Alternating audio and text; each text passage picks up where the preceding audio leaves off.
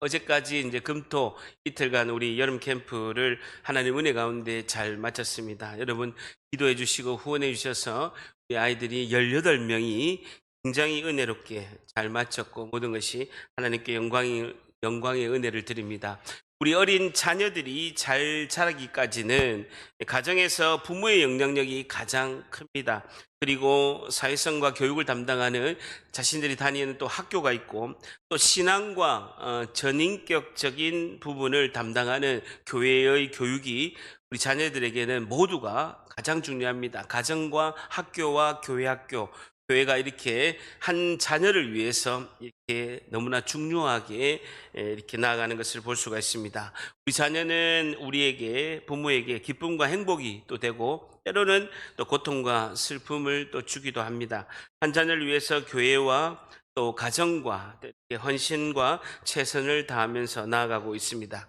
여러분 한 사람 성도는 가정에서 그리고 또 교회에서 영향력을 받고 있지만 그 한 성도가 온전치 못하다면 그 성도의 온전치 못함의 책임은 누구에게 있을까요? 다시요. 한 사람 한 성도가 이렇게 가정과 교회에서 영향력을 받고 자라고 있지만 만일 그 성도가 온전하지 못한다면 그 책임은 누구에게 있을까요? 여러분 창세기 2장에 보게 되면 하나님께서 아담과 하와를 창조하셨습니다. 그리고 아담과 하와를 창조하시고 아담과 하와가 창세기 3장에 죄를 짓기 전까지는 하나님께서 부모처럼 아담과 하와를 기르셨습니다. 하나님께서 아담과 하와를 직접 가르치시고 이끄심에도 불구하고 아담과 하와는 하나님을 저버리고 죄를 짓고 타락하게 되었습니다. 여러분 아담과 하와가 죄를 짓고 타락한 것은 누구의 책임입니까? 부모처럼 기르시고 말씀으로 가르쳐준 하나님 책임입니까? 아니면 누구의 책임입니까? 자신들의 책임입니다. 여러분 마찬가지로요. 하나님이시고 하나님의 아들이신 예수님께서는 12명의 제자와 3년 동안 먹고 같이 자고 그리고 같이 다니시면서 완벽하고 완전한 스승이신 예수님께서 제자들을 가르치고 돌보셨습니다. 예수님의 제자들 12명 중에는요. 예수님과 만 3년 동안 함께 하시고 그들에게 삶으로 모범을 보이시면서 말씀으로 가르친 완전한 스승이신 예수님께서 그들에게 모범을 보이셨습니다. 그럼에도 불구하고 예수님을 배반하고 은30에 예수님을 판 가룟 유다가 있게 되고요. 오늘 본문에 등장하는 예수님을 3번이나 부인하고 마지막에는 저주를 한 그런 수제자 베드로도 있습니다. 여러분 가룟 유다의 반역과 베드로의 그 잘못은 누구의 책임입니까? 진정한 사랑으로 솔선수범하며 가르치고 그리고 모든 것을 돌봤던 예수님의 잘못입니까? 누구의 잘못입니까? 그건 역시 베드로와 가룟 유다의 잘못입니다.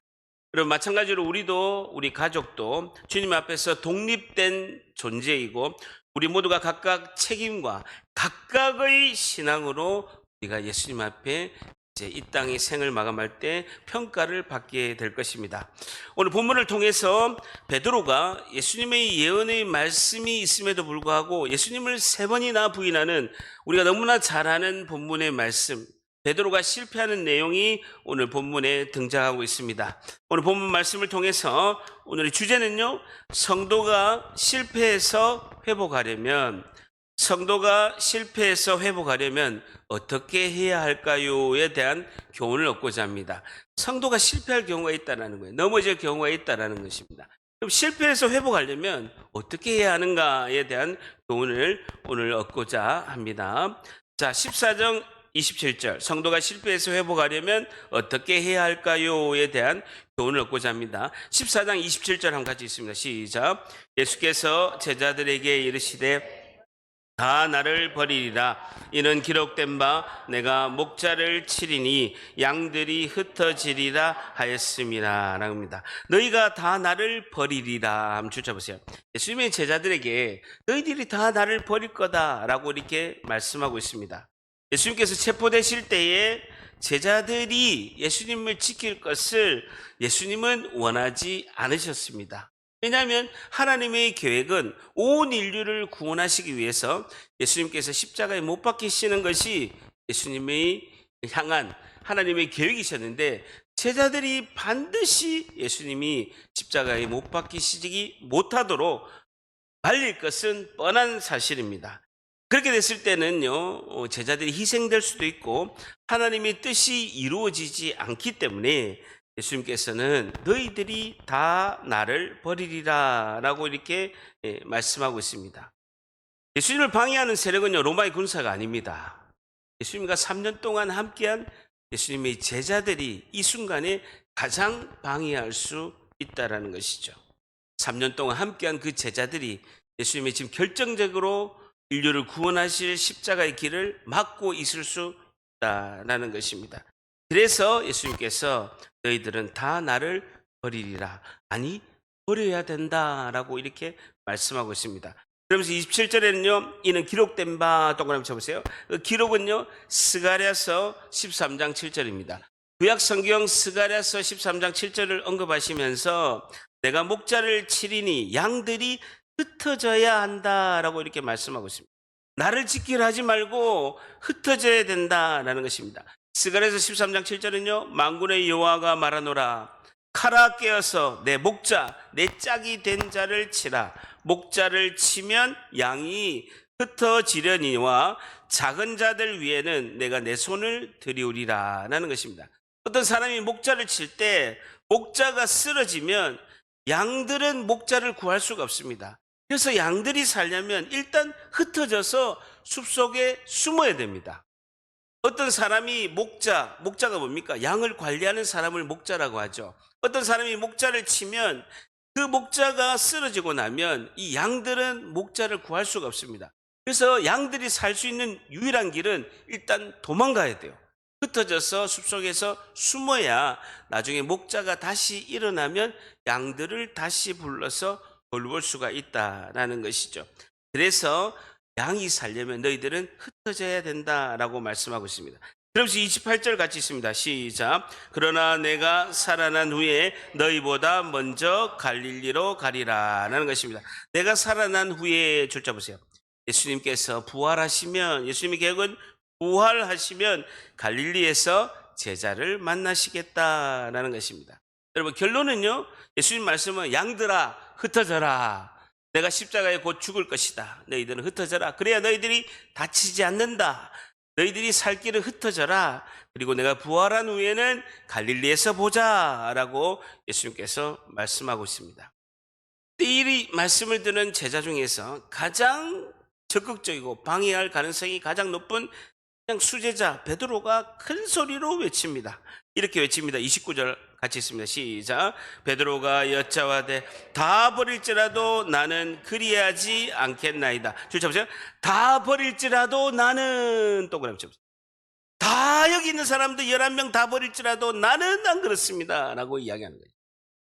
베드로가 예수님 11명은 다 버리더라도 나는 그렇지 않습니다 라고 말하고 있습니다. 베드로의 실패의 원인이 29절에 명확하게 나옵니다. 다 버릴지라도 나는, 이것이 실패의 원인이죠. 성도가 신앙적으로 전인적으로 실패하는 이유의 첫 번째 원인은요, 비교의식입니다. 비교의식이 실패하는 원인이라는 것입니다. 베드로가 여쭤오되 다 버릴지라도 나는, 예수께서 제자들에게 이르시기에 너희가 다 나를 버리리라 라는 말씀을 듣고 베드로의 반응은 다 버릴지라도 나는 그렇게 하지 않는다는 것입니다. 여러분, 비교의식이 없다면 베드로가 이렇게 대답해야 됩니다. 주님, 제가 주님을 결탄코 버릴 수 없습니다 라고 이야기해야 되죠. 그런데 11명은 다 버리더라도 나는 버리지 않습니다 라고 베드로가 언급합니다. 여러분, 베드로의 비교의식은요, 이번만 있는 것이 아닙니다. 요한복음 21장에 보게 되면요, 예수님께서 부활하신 후에 베드로가 갈릴리의 호수에 고기 잡으러 갑니다. 그때 요한복음 21장에 예수님이 베드로에게 나타나셔서 숯불을 피우시고 도반을 준비하시면서 베드로에게 3번 물어보십니다. 베드로가 3번 부인을 하고 예수님을 저주했기 때문에 예수님이 3번 물어보십니다. 바요나 시모나, 내가 나를 사랑하느냐? 라고 이렇게 세 번 물어보죠. 주님이 나를 사랑하는 줄 주께서 아시나이다. 라고 이렇게 말씀하시면서 세 번 주님께서 말씀하시고, 베드로가 세 번 이야기하고 나서 상처를 만져주신 후에 예수님께서 이렇게 말씀하십니다. 요한복음 21장 8절에 베드로, 너는 예수님을 위해서 영광스러운 죽음을 너희가 잊게 될 것이다 라고 말씀하고 있습니다. 그러면 베드로가, 예 주님, 제가 최선을 다해서 목숨을 바쳐서 주님을 위해서 주님을 전하고 살겠습니다 라고 베드로가 대답해야 되는데, 베드로가 요한복음 21장 21절에 이렇게 이야기합니다. 이에 베드로가 그를 보고 예수께 여짜오되, 주님, 사도 요한 얘는 어떻게 됩니까? 라고 물어보는 거예요. 나는 그렇게 순교하고 주를 위해서 주님께서 산다라고 말씀하시는데, 얘 주님이 너무너무 사랑하시는 사도 요한은 어떻게 됩니까? 라고 베드로가 물어보죠. 예수님께서 21장 요한복음 21장 22절에 이렇게 말씀하십니다. 예수께서 이르시되, 내가 다시 올 때까지 그를 머물게 할지라도, 사도 요한을 머물게 할지라도 너하고는 상관이 없어. 왜 너가 물어보냐? 너는 너 일하면 돼. 왜 자꾸 사도 요한하고 비교하고 그래? 사도 요한이 내가 다시 올 때까지 살든지 아니면 너희들과 같이 순교를 하든지 상관이 없는 거야. 너는 너 일을 해. 비교하지 마. 라고 예수님께서 말씀하시죠. 예수님의 제자들은요, 항상 비교의식이 있었습니다. 그들이 다투는 원인은 하나입니다. 예수님께서 다윗과 같은 왕이 되면 옳은 자리에 앉을 것인지, 왼편에 앉을 것인지, 국무총리를 할 것인지, 국방부 장관을 할 것인지, 그것을 비교하면서 늘 싸웠어요. 여러분, 모든 불행은요, 비교의식에서부터 시작이 됩니다. 모든 행복은 감사에부터 시작이 되고, 모든 불행은 비교에서부터 시작이 됩니다. 비교하면요, 여러분, 끝이 없습니다. 우리가 아무리 외모를 잘 생긴들 차은우를 닮을 수 있겠습니까? 보면 볼수록 차은우는요, 어떻게 사람이 그렇게 생길 수가 있습니까? 우리 교회 학교 청소년부 아이들의 유일한 소망이 차은우 전도사님을 데려오라는 거예요. 차은우 전도사가 어떻게 있겠습니까? 여러분, 외모, 재물, 사회적 지위 계속 비교하면요, 여러분, 결국은 마지막은요, 비참함과 우리의 자아는 열등감에 빠질 수밖에 없다라는 거예요. 비참함과 우리의 자아가 열등감에 병이 들 수밖에 없다라는 것이죠. 베드로뿐만 아니라 우리가 비교의식을 극복할 수 있는 방법이 무엇이겠습니까? 여러분, 우리에게도 본능적으로 비교의식이 있어요. 하나님께서 주신 은혜에 자족하면서 감사하면 되는데 늘 비교하는 마음이 있다는 것이, 목회자인 저도 그렇습니다. 비교의식이 있어요. 하나님 주신 은혜에 만족하고 하나님 주신 은혜에 감사해야 되는데 어떻게 막 교회가 잘 된데 보면 부럽고 이런 마음도 있기도 하다라는 거예요. 여러분, 그런 비교의식을 우리가 극복할 수 있는 방법이 무엇이겠습니까?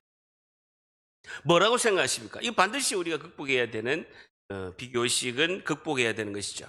여러분, 저와 이제 동생이 저는 우리 집은 아들 둘이기 때문에 저하고 2살 터울 된 동생하고 둘밖에 없습니다. 근데 동생이 저에 대한 반감이 많은 것이죠. 동생이 저에 대한 반감이 많은 이유는 단 하나입니다. 저희 부모님이 동생한테 늘 이렇게 이야기하는 거예요. 형은 말도 잘 듣고 공부도 열심히 하고 결혼도 해서 자녀도 있는데 니는 왜 결혼도 안 하고, 왜 그때 엄마가 그렇게 공부를 할 때 왜 공부 안 했노? 라고 계속 이야기하는 거예요. 명절 때마다. 듣기 싫은 거죠. 그래서 결정적으로 비교의식이 잘못된 건요, 너는 이란 단어예요. 형은 이렇게 하는데 너는 왜 그렇게 하냐? 형이 미운 거예요. 형이 미운 거예요. 절대로 자녀 교육할 때 비교하면 안 됩니다. 비교하면 안 됩니다. 여러분, 비교의식을 극복하는 그 방법이 뭐냐면요, 예수님께서 요한복음 21장 22절에 말씀하신 그 말씀이 해답입니다. 예수께서 이르시되, 내가 올 때에 그 사도 요한을 머무게 할지라도 너하고는 상관이 없다라는 겁니다. 너와 비교하지 말라는 것입니다. 각각 하나님께서 사도 요한을 창조하신 목적이 있고 사도 베드로를 창조하신 각각의 목적이 다르다라는 거예요.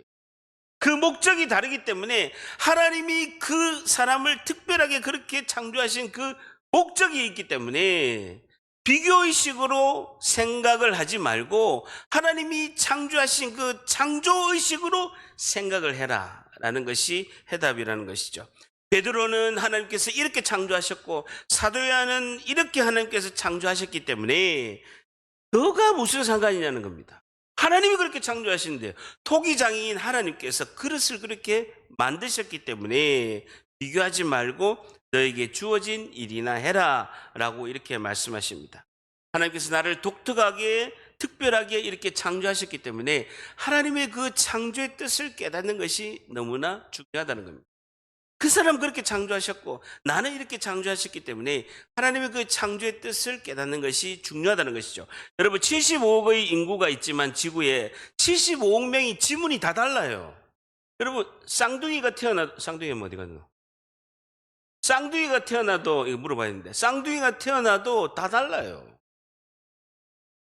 각 사람마다 하나님은 다른 계획을 가지고 있다는 그 뜻하신 대로 하나님이 이루어 가신다라는 것입니다. 오늘 첫 번째, 성도가 실패해서 회복하려면 어떻게 해야 할까요? 첫 번째, 비교의식에서 벗어나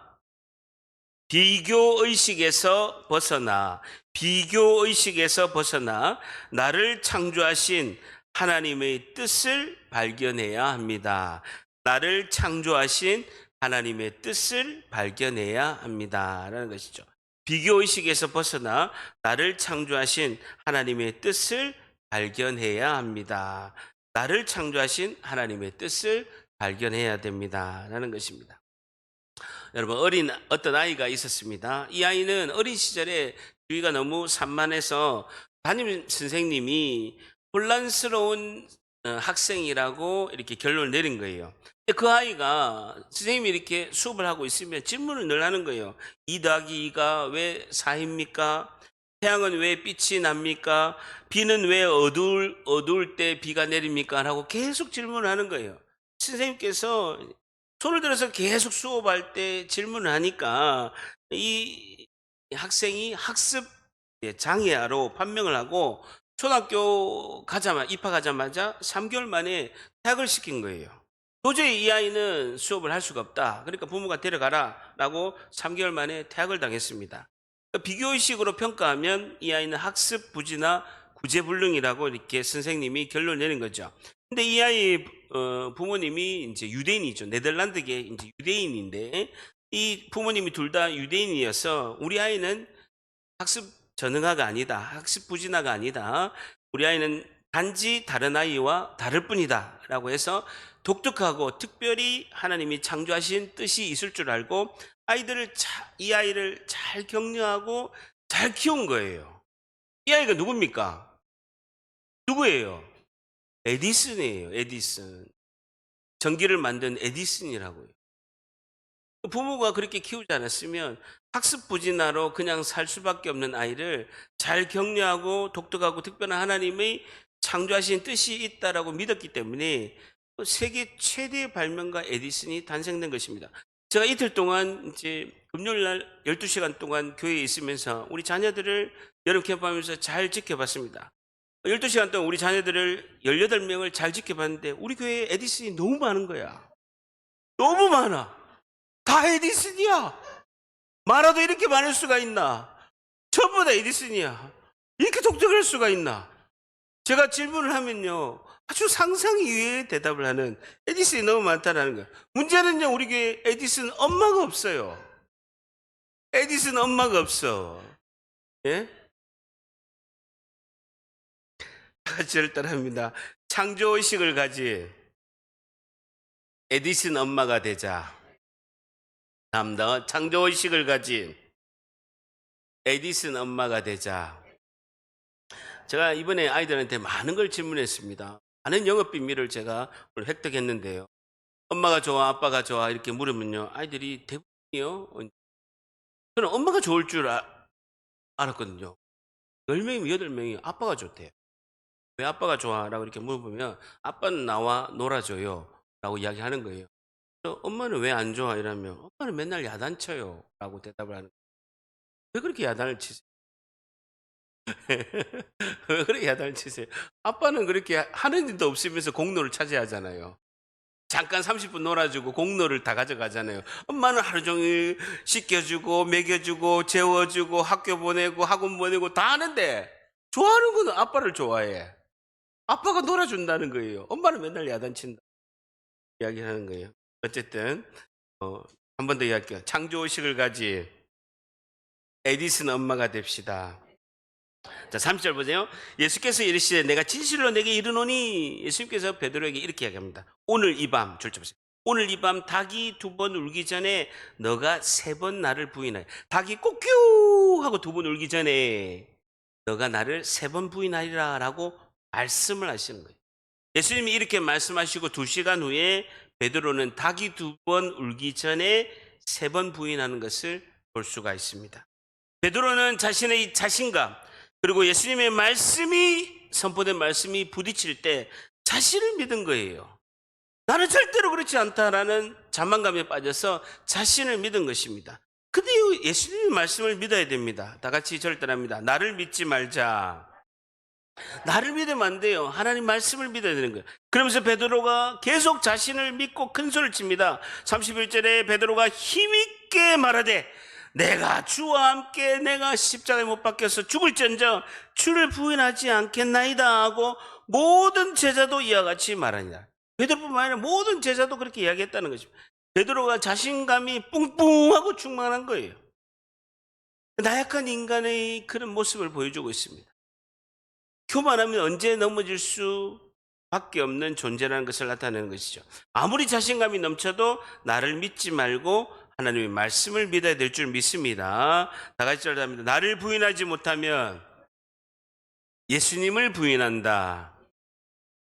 나는 늘 쓰러질 수밖에 없는 존재라는 것을 깨달아야 되는 것이죠. 오늘 두 번째, 성도가 실패해서 회복하려면 어떻게 해야 할까요? 두 번째, 내 생각보다 하나님 말씀을 믿고, 내 생각보다 하나님 말씀을 믿고 의지해야 합니다 라는 것이죠.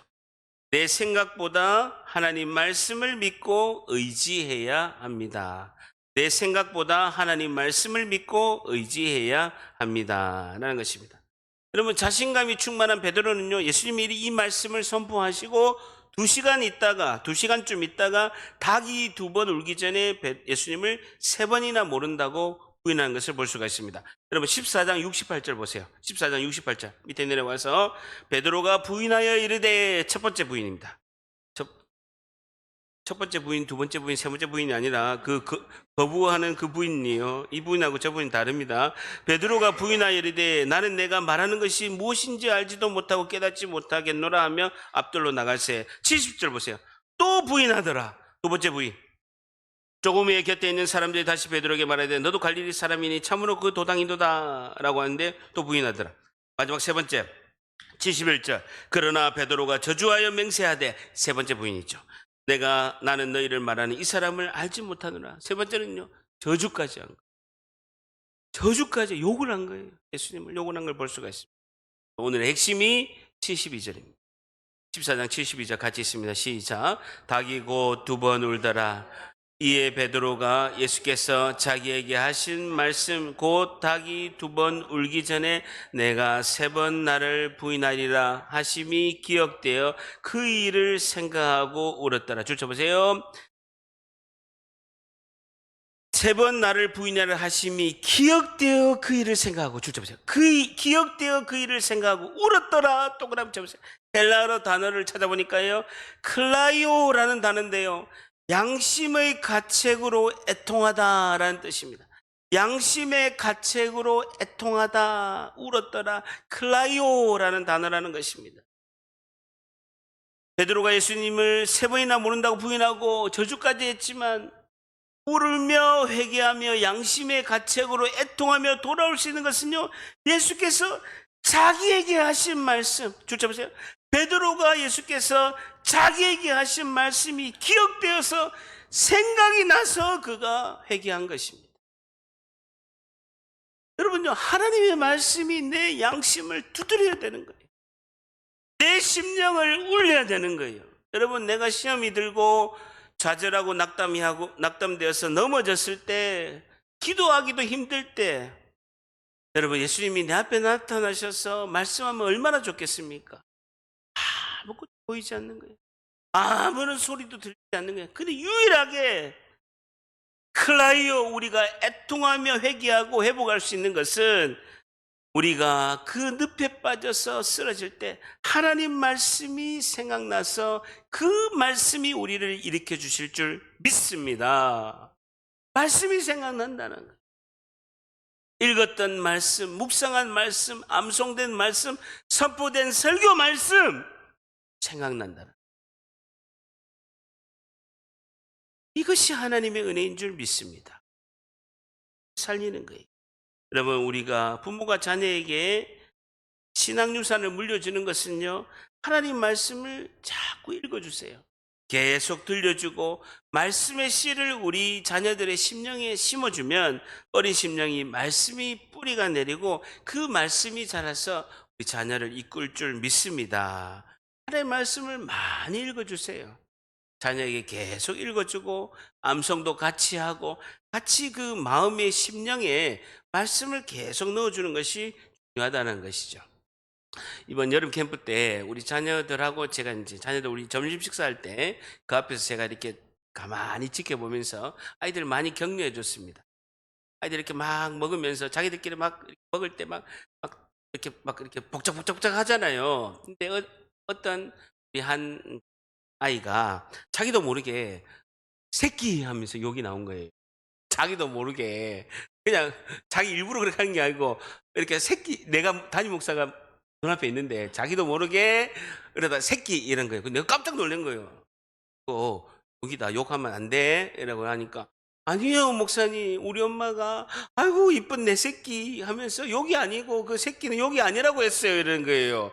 아니 그 엄마가 내 자녀를 좋아할 때 내 새끼를 할 때 그 애정어린 표현이고 친구들끼리는 새끼는 욕이야 라고 제가 이렇게 이야기를 했는데 와 집중적으로 한 30명이 아니라고, 우리 엄마 말이 맞다고, 내 새끼는 욕이 아니라고 막 그렇게 저를 설득하는 거예요. 제가 느꼈죠. 담임 목사 말보다 엄마의 말이 더 이렇게 하는구나 라고 이렇게 생각이 됐죠.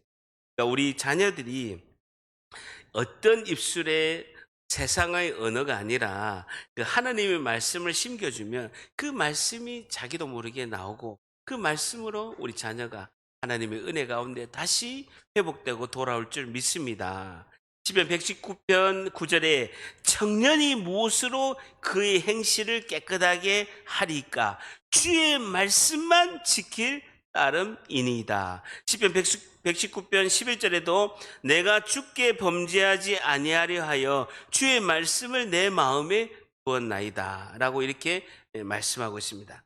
여러분 마가복음에는 나오지 않지만 이 동일한 사건을 누가복음에는요 베드로가 회복하는데 좀 더 자세히 언급하고 있습니다. 여러분 마가복음에는 여기서 이제 정리가 됐는데 누가복음에는요 이 동일한 사건을 좀 더 디테일하게 베드로가 회복된 원인에 대해서 말씀하고 있는 걸 볼 수가 있습니다.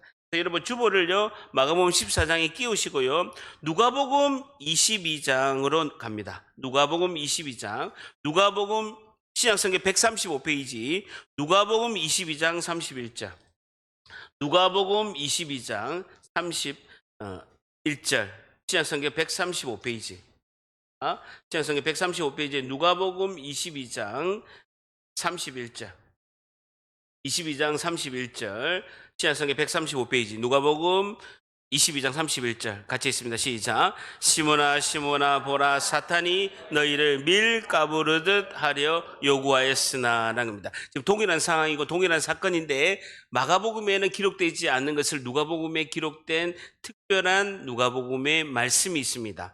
시몬아 시몬아 줄자 보세요. 예수님께서 베드로의 이름 시몬을 2번이나 반복하면서 간절히 말씀하고 있는데요.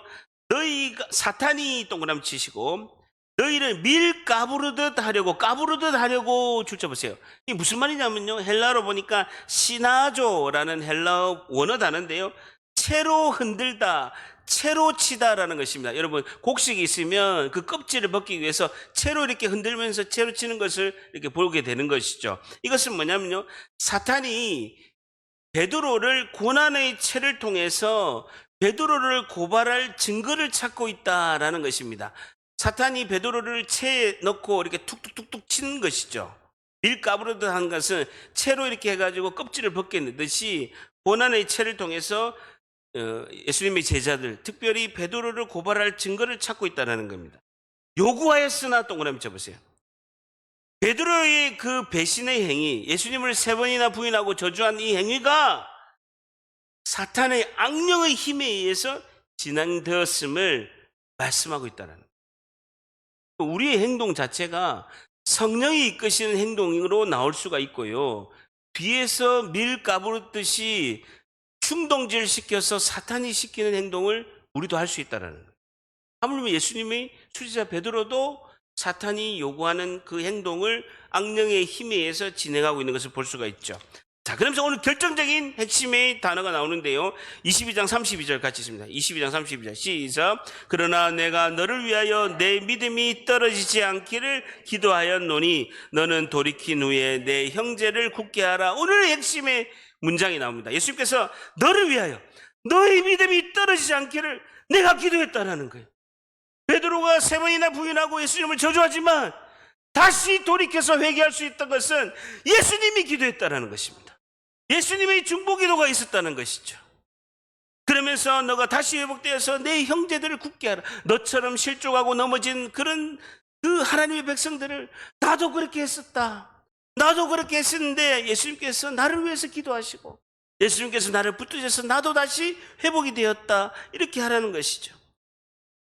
베드로가 결정적으로 회복한 이유는요. 그러나 내가 너를 위하여 내 믿음이 떨어지지 않게 기도하였다라는 것입니다. 베드로를 위한 예수님의 중보기도가 너무나 중요하다는 것입니다. 예수님의 그 중보기도가 응답이 되어서 너는 돌이킨 후에 내 형제를 굳게 하라 라고 회복되어서 너처럼 실패하고 넘어진 자를 굳게 세우는 귀한 사역자로 너를 쓰겠다라는 것입니다. 여러분, 내가 자칫 넘어질 때 아니면 우리 가족이 그리고 우리 교회 식구가 넘어지고 실패할 때 가장 중요한 회복의 길은 중보기도인 줄 믿습니다. 그래서 나와 함께 기도하는 교회 식구가 팀을 만드는 게 너무나 중요해요. 여러분, 같은 셀 식구끼리 해도 되고 아니면 이렇게 시간이 맞지 않으면 집사님, 여러분 혼자 하면요 기도하기 힘들어요. 혼자 하면 여러분 우리가 연약하고 제일 방해하는 것이 기도 못하게 하는 방해입니다. 사탄이 제일 싫어하는 것이 기도기 때문에 사탄이 제일 방해하는 것이 기도 못하게 하는 거예요. 그러니까 내 힘으로 하기에는 강제성을 띠지 않으면 힘들어요. 그러니까 집사님 시간이 혹시 되시면 저녁에 8시에 교회 모여서 같이 기도합시다. 나하고 같이 기도팀을 만듭시다 하고 같이 팀을 만들어서 기도하는 것이 너무나 중요하다는. 다시 절단합니다. 기도에 팀을 만들자. 그리고 우리가 우리의 지혜로나 우리의 능력으로 아무것도 할 수 없을 때 유일하게 할 수 있는 것은 우리 자녀를 위해서 우리 교회 식구를 위해서 나를 위해서 할 수 있는 것은 기도인 줄 믿습니다. 기도가 너무나 중요하다는 거예요. 사탄이 너희를 밀가부르듯이 요구할지라도 주님 저를 붙잡아 주시고 회복의 은혜를 베풀어 주시옵소서라고 기도해야 될 줄 믿습니다. 여러분, 그리고 누가복음 22장에 또 중요한 한 문장이 또 나옵니다. 누가복음 22장 60절에 보게 되면요. 22장 60절 보세요. 누가복음 22장 60절에 보게 되면 베드로가 이르되 이 사람아 나는 내가 하는 말을 알지 못하노라 하고 아직 말하고 있을 때에 닭이 곧 울더라. 그러면서 61절 같이 있습니다. 61절 시작. 주께서 돌이켜 베드로를 보시니 베드로가 주의 말씀 곧 오늘 닭 울기 전에 내가 3번 나를 부인하리라 하심이 생각나서 오늘 핵심의 단어는요 보시니. 주께서 돌이켜 베드로를 보시니 동그라미 헬라어로 엠블레포라는 단어인데요 깊이 생각하다라는 단어입니다. 주목하여 바라보다라는 뜻입니다. 깊이 생각하다, 주목하여 바라보다라는 뜻입니다. 예수님께서 고개를 돌려서 베드로를 깊이 생각하시고 주목하여서 바라보았다라는 것입니다. 예수님은 신문당하고 고문당하는 그 순간에도 고개를 돌려서 베드로를 주목하여 계속 바라보고 계셨다라는 것이죠. 여러분, 이때가 3월 말이었습니다. 추울 때거든요. 밤에 새벽에 추울 때거든요. 베드로가 횃불을 쬐면서 그 횃불 앞에서 예수님을 3번이나 부인한 거예요. 그런데 그 횃불을 통해서 뒤에 예수님이 베드로를 보고 있는 그 눈빛을 본 거예요. 여러분, 예수님의 눈빛이 어떤 눈빛이었을까요? 그래, 내가 이야기하는데 보니까 그럴 줄 알았다 하고 째려봤을까요? 봐라, 내가 니한테 그렇게 이야기할 때 네가 그럴 줄 알았다. 아이고, 니는 진짜 안 된다 라고 째려봤을까요? 아니면 여전히 사랑의 눈빛으로 지켜보았을까요? 이게 너무 중요하다고요.